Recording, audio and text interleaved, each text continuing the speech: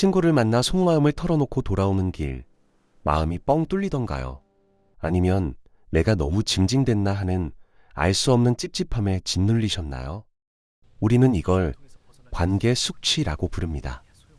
멘탈이 바닥났을 때 본능적으로 카톡을 여는 그 행동. 뇌과학자들 시선에서는 피 흐르는 상처에 소금물을 들이붓는 완벽한 자해 행위와 같습니다. 왜 위로를 구할수록 더 무너지는 걸까요? 2026년 관계를 극단적으로 끊어낸 사람들이 역설적으로 가장 단단한 평온을 손에 쥐고 있습니다. 그 무의식의 밑바닥까지 오늘 한번 들여다보겠습니다. 지금 카톡 창 여셨습니까? 멘탈 바닥났을 때 누군가를 찾는 그 행동. 뇌과학자들 시선에서는 완벽한 자해 행위입니다. 우울한 밤, 결국 친구를 붙잡고 2시간을 쏟아냈습니다. 내 사정, 내 억울함, 내 불안 전부요. 상대는 고개를 끄덕이며 힘들었겠다라고 말해줬습니다. 그런데 집으로 돌아오는 길은 어땠나요? 마음이 뻥 뚫렸습니까? 아니면 내가 너무 징징댔나 하는 알 수 없는 찝찝함이 밀려왔습니까? 최근 멘탈 케어에 관한 수많은 경험담을 보면 소름 돋을 정도로 똑같은 고백이 쏟아집니다. 진짜 불안할 땐 혼자 있는 게 맞아요. 사람 만나면 그 이후에 스트레스가 더 심해요. 이건 특정인의 예민함이 아닙니다. 수천 건의 사례가 동일한 패턴을 보여주고 있죠. 위로받으러 갔는데 돌아오는 길에 더 무너져 있는 이 기묘한 현상. 술을 마신 다음 날 숙취가 찾아오듯 사람을 만난 다음 날에도 정체 모를 피로감이 밀려옵니다. 받은 위로보다 쓴 에너지가 더 큽니다. 남는 건 고마움과 눈치 본 기억뿐이죠. 상대가 나쁜 사람이어서가 아닙니다. 진심으로 걱정해준 친구였을 수도 있어요. 그런데도 왜 더 지쳐서 돌아오는 걸까요? 인간관계에 완전히 지쳐버린 현대인들이 입을 모아 하는 말이 있습니다. 사람 관계는 그냥 인사 정도 하고 지내는 게 가장 편해요. 친하게 지내면 무엇을 하든 맞춰야 되니 신경 쓰이고 머리 아파요. 냉정하게 들릴 수 있습니다. 하지만 이건 회피가 아니에요. 무너진 사람이 본능적으로 찾는 생존 전략입니다. 문제는 이 패턴이 끊임없이 반복된다는 점이에요. 힘들 때마다 사람을 찾고, 만나고, 지치고, 더 힘들어지고, 또 사람을 찾습니다.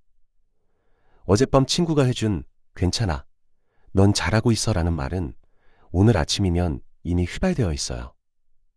위로의 유통기한은 하루를 넘기지 못합니다. 그래서 또 다른 위로를 찾아 헤매죠. 이건 중독의 구조와 정확히 같습니다. 왜 이런 일이 벌어지는 걸까요? 성격이 내향적이라서, 원래 예민한 사람이라서가 아닙니다. 멘탈이 무너진 상태에서 타인을 만나면 여러분의 뇌에서 어떤 일이 벌어지는지 그 메커니즘을 알면 전부 설명이 됩니다.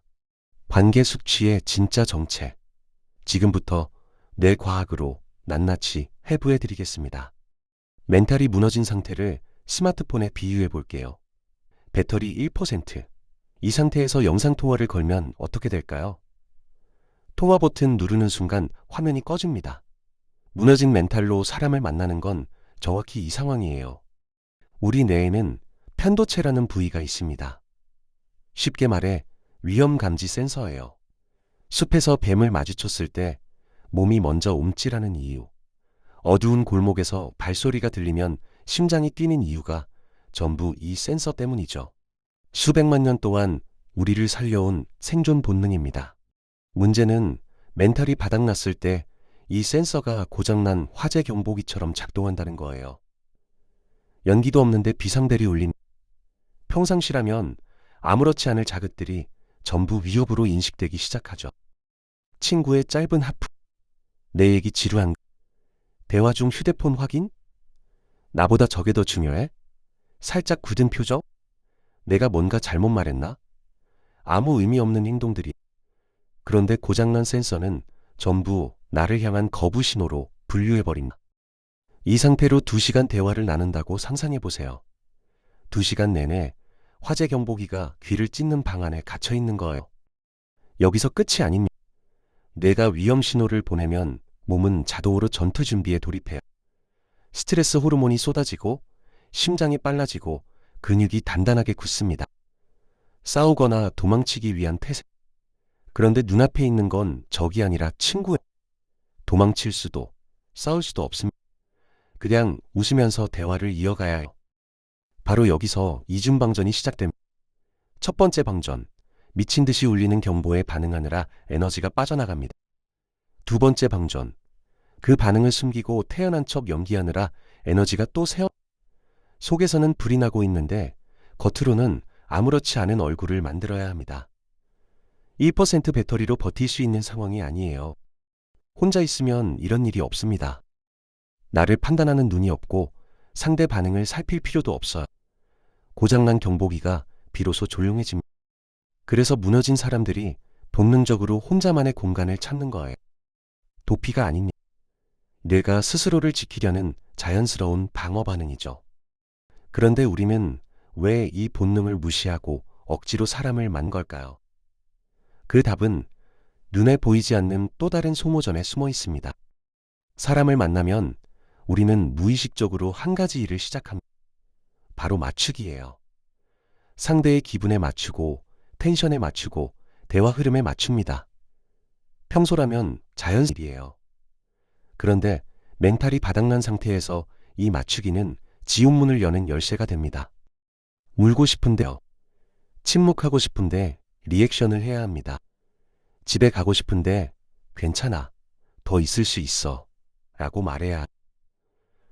속마음과 정반대되는 표정과 말을 쉴 새 없이 만들어내야 해요. 이게 바로 감정노동입니다. 직장에서만 감정노동을 한다고? 아닙니다.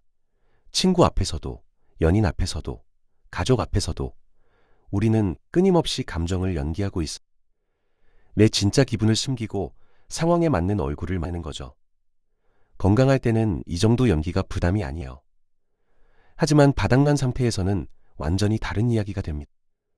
2% 배터리로 무거운 앱을 억지로 돌리는 것과 같아. 더 무서운 건 이 노동이 눈에 보이지 않는다는 점이에요. 육체 노동은 땀이 나고 근육이 아프니까 쉬어야겠다는 명확하다. 그런데 감정 노동은 2시간 대화하고 돌아왔는데 몸은입니다. 그래서 스스로도 왜 이렇게 기가 빨리지? 라고 에너지가 어디서 새는지 모르니까 똑같은 실수를 계속 반복하게 됩니다. 감정 노동이 쌓이고 쌓이면 뭘까요? 사람 자체가 무서워 시작해요. 만남이 설레는 게 아니라 부담스럽고 카톡 알림이 반가운 게 아니라 공포 느껴집니다. 가장 친한 친구의 연락조차 피하고 싶어지죠. 이게 바로 관계 번아웃이에요. 여기서 밑이 시작됩니다. 관계가 부담스러우니까 연락을 피해요. 하다 보니 미안함이 쌓입니다. 미안함이 더 피하게 되죠. 나중에 연락하려면 더 큰 에너지가 필요해지고 그래서 또 피합니다. 끝없는 추락이에요. 주변 사람들은 어떨까요? 처음엔 걱정해줍니다. 요즘 왜 그래? 무슨 일 있어? 하지만 만날 때마다 힘든 얘기만 쏟아내면 서서히 지쳐가요. 대화가 끝나면 본인 기분까지 가라앉는 경험. 이게 반복되면 슬슬 거리를 두기 시작합니다.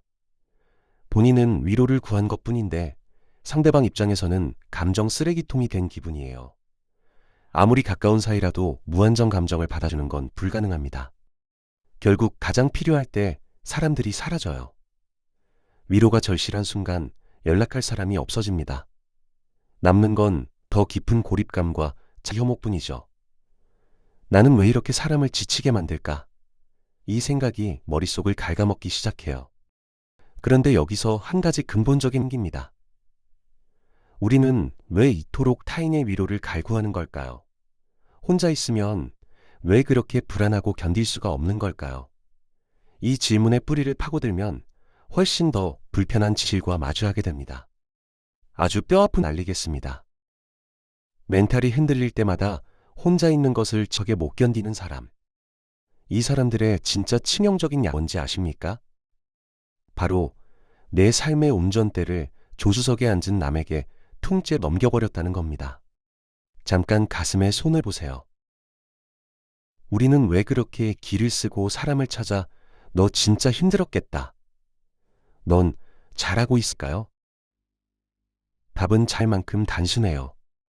내 가치를 나 스스로 증명 때문입니다. 내가 나를 믿지 못하니 끊임없이 타인의 입을 빌려 내 존재를 확인받으려는 거죠. 문제는 바깥에서 구걸해온 위로의 유통기한이 하간다는 점이에요. 어젯밤 친구가 해준 괜찮아라는 말은 자고 일어난 오늘 아침이면 이거 없습니다. 이건 밑 빠진 양동이에 물을 붓는 것과 같아요. 아무리 부어도 절대 채워지지 않습니다. 내 존재감이 타인의 기분과 컨디션에 따라 이리저리 출렁거리는 거죠. 그렇다면 진짜 멘탈이 단단한 사람들, 스스로 일어서는 사람들은 무엇이 다를까요? 대자연의 동물을 보면 완벽한 힌트가 있습니다. 동물의 왕 사자도 깊은 상처를 입고 피를 흘리면 절대 무리 속에서 낑낑대어 위로를 구하지 않아요. 아무도 없는 가장 좁고 어두운 도굴로 홀로 기어 들어갑니다. 약해서 도망치는 게 아니에요. 무리 속에서 약한 모습을 보이며 에너지를 분산시키는 게 가장 본능적으로 아는 겁니다. 외부의 소음을 완벽히 차단하고 오직 상처를 핥고 회복하는 데만 모든 에너지를 몰빵하기 위해 스스로 고독을 선택하는 거죠. 인간도 똑같습니다. 멘탈이 무너졌을 때 진짜 필요한 건 알팍한 위로가 아니에요. 남에게 넘겨준 내 삶의 운전대를 다시 빼앗아 쥐고 바깥의 소음을 끈 채 오롯이 나와 마주하는 시간으로 전략적 고립입니다. 그런데 여기서 수많은 사람들이 아주 큰 실수를 저지릅니다. 힘들어서 사람을 끊고 혼자만의 시간을 확보하긴 했는데 그 금쪽 같은 시간을 완전히 만 방식으로 써버리는 거예요. 방에 틀어박혀 고립을 선택했지만 오히려 멘탈이 더 박살나고 우울의 늪에 빠지는 사람들. 도대체 혼자 있는 방 안에서 무슨 짓을 해 이런 비극이 생기는 걸까요? 여기 절대 착각하면 안 되는 게 있습니다. 방에 틀어박다고 다 회복이 아니에요. 불 꺼진 방, 침대 위에 축 늘어져 누워 있습니다. 손에는 스마트폰이 들려 있어요. 의미 없이 쇼폼 영상을 넘깁니다. 틱톡, 릴스, 쇼츠, 15초짜리 자극들이 끊임없이 눈앞을 스쳐 지나가죠. 2시간이 훌쩍 지났는데 뭘 봤는지 기억도 안 납니다. 아니면 게임을 켭니다. 정신없이 앞판 돌리고 나면 새벽 3시예요. 다음날 눈을 뜨면 더 피곤하고 더 우고 더 자기 혐오에 빠집니다. 이건 고독이 아니에요. 그냥 회피입니다. 진짜 고독과 완전히 다릅니다.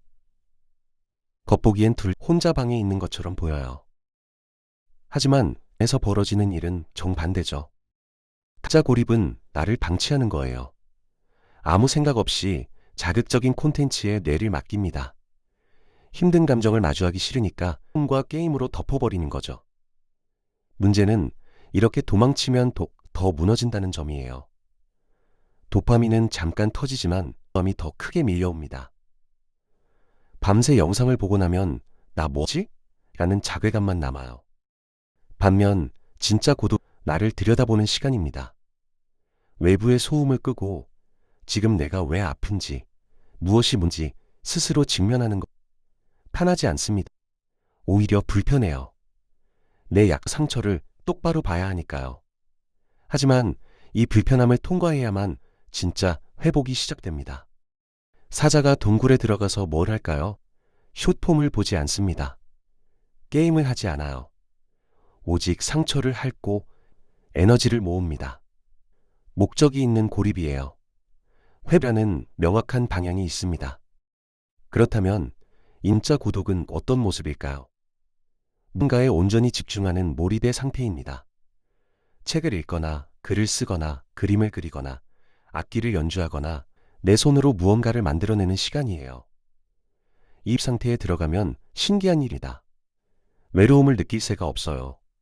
누군가에게 위로받고 싶다는 생각 사라집니다. 일기를 써보세요.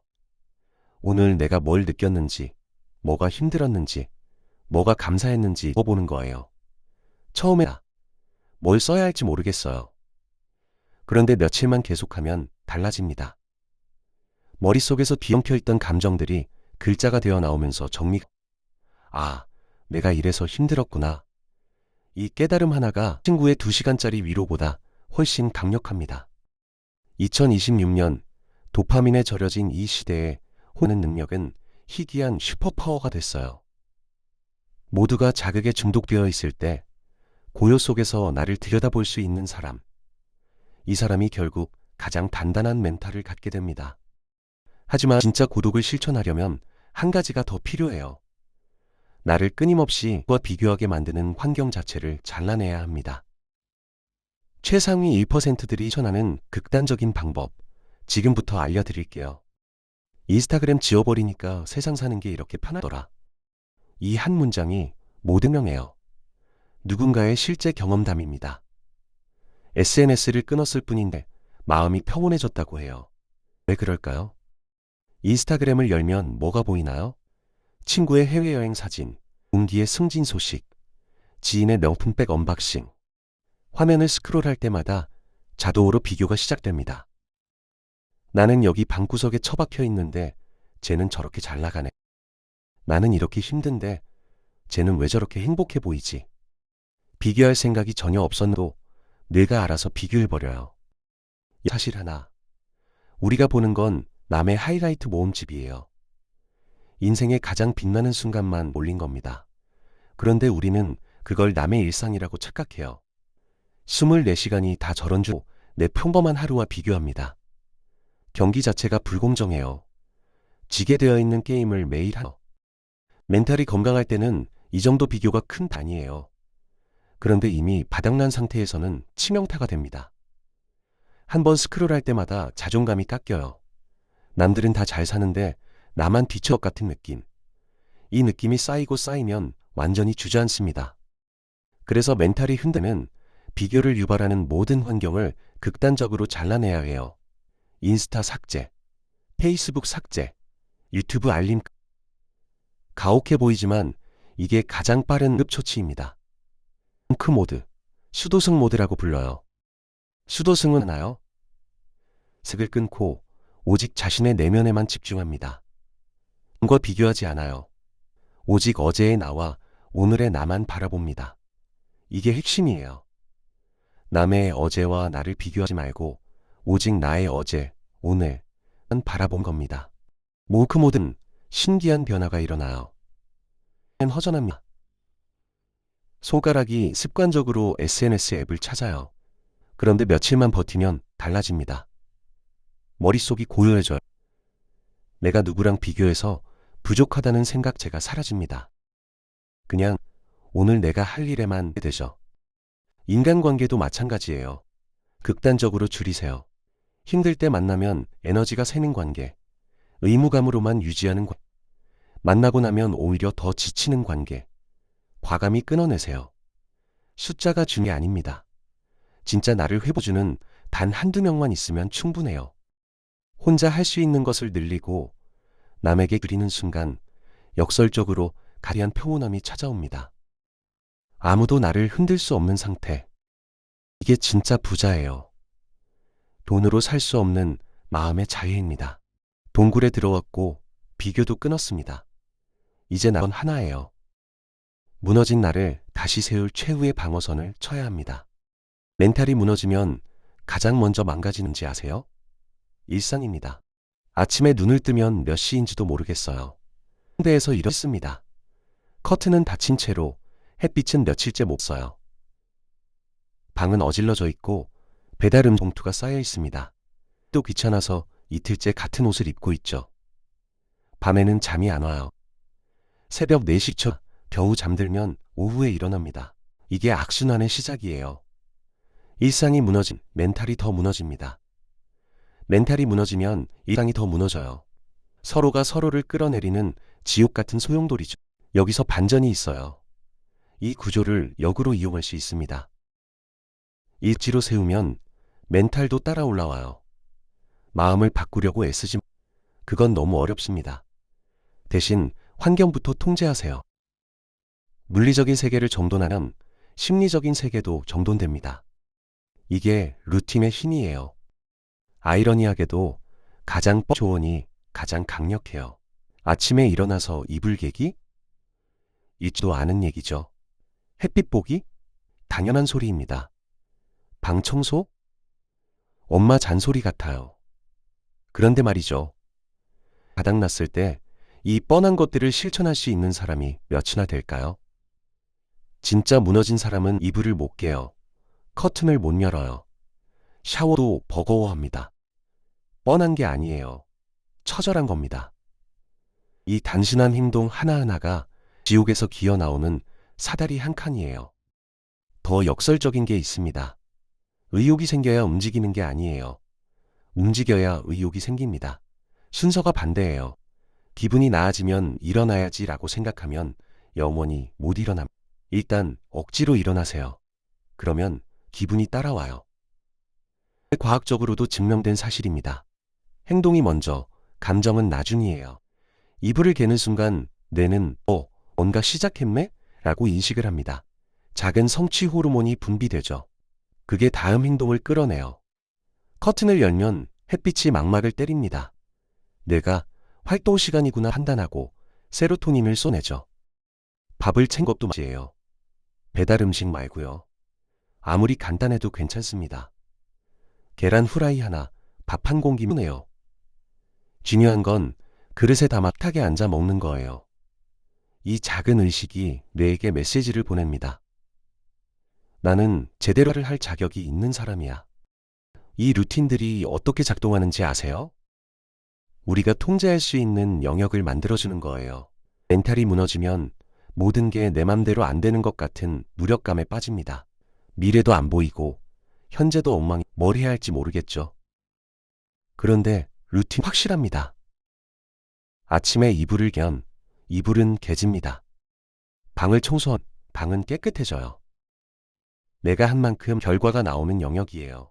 이 작은 통제감이 무력감을 밀어냅니다. 나는 아무것도 못하는 사람이 아니야. 나는 내 환경을 바꿀 수 있어. 이 믿음이 조금씩 자라나요? 루틴이 단단한 사람은 흔들리지 않습니다. 어떤 위기가 와도, 어떤 절망이 찾아와도 아침엔 일어나고 밥은 먹고 잠은 잡니다. 이 기분이 지켜지는 한 완전히 무너지진 않아요. 최후의 방어선이 버티고 있는 거죠. 동굴에 들어왔고 비교를 꺾고 루틴이라는 성벽을 쌓았습니다. 이제 마지막 단계가 남았어요. 이 고독의 시간을 견뎌내는 나에게 줘야 할 것이 있습니다. 혼자만의 시간을 보내면서 우리가 가진 실수, 바로 자기 자신 찍질하는 겁니다. 나는 왜 이렇게 못났을까? 남들은 다 잘하는데 나만 왜 이러지? 나이 먹고 이것밖에 안 되나? 머릿속에서 끊임없이 나를 공격하는 소리가 들려요. 바깥 사람들한테 받는 상처보다 내가 나한테 주는 더 깊습니다. 멈추세요. 동굴에 들어와 입은 사자에게 필요한 건 가혹한 채찍이 아니에요. 당근입니다. 스스로를 절대 비난하지 마세요. 대신 아주 사소하고 낮은 목표를 세우세요. 오늘 책 5페이지 읽기, 10산책하기, 물 3잔 마시기, 이 정도면 돼요. 필요 없습니다. 작을수록 좋아요. 그걸 해냈을 때 스스로에게 칭을 주세요. 좋아하는 커피 한 잔, 읽고 싶었던 책 한 권, 먹고 싶었던 디저트. 타인에게 위로받으려고 눈치 보며 썼던 에너지 오늘 이제 온전히 나를 위해 쓰는 거예요. 이 작은 성취들이 쌓이면 농일이 벌어집니다. 나는 할 수 있어. 나는 괜찮은 사람이야. 이런 믿음이 조금씩 자라나요. 바깥에서 구걸해온 위로가 아니다. 연하예요. 유통기한이 없습니다. 누구도 빼앗아 갈 수 없어요. 누군가의 고백이 떠오릅니다. 돈을 많이 못 벌어도 인간관계를 극단적으로 줄이고 혼자 할 수 있는 걸 늘려놓으니 마음이 너무 편합니다. 가고 싶은 데 가고 먹고 싶은 거 먹고 평온한 일상에 감사하며 살아갑니다. 이 부자예요. 남들 눈에 화려해 보이는 삶이 아닙니다. 내 마음이 평온한 삶이 진짜 럭셔리한 거예요. 억지로 맞추는 인간과 남들에게 비치는 이미지 다 내려놓으셔도 괜찮습니다. 당장 이번 주 가기 싫은 약속 하나를 재요. 그 시간에 나를 위한 뭔가를 하세요. 책을 읽든 산책을 하든 그냥 아무것도 안 하든 남에게 넘겨줬던 내 삶의 운전대를 다시 꽉 해요. 당신이 스스로의 고독을 즐기고 단단하게 서 있을 때 세상 그 어떤 바람도 당신을 흔들지 못할 겁니다. 오늘부터 당장 여러분만의 평온한 동굴을 만들어 보시길 바랍니다. 지금까지 관계 숙취 정체부터 진짜 고독의 힘까지 함께 살펴봤습니다. 위로를 구할수록 무너지는 이유, 이제 아시겠죠? 답은 바깥이 아니라 안에 있었어요. 오늘 영상이 유익한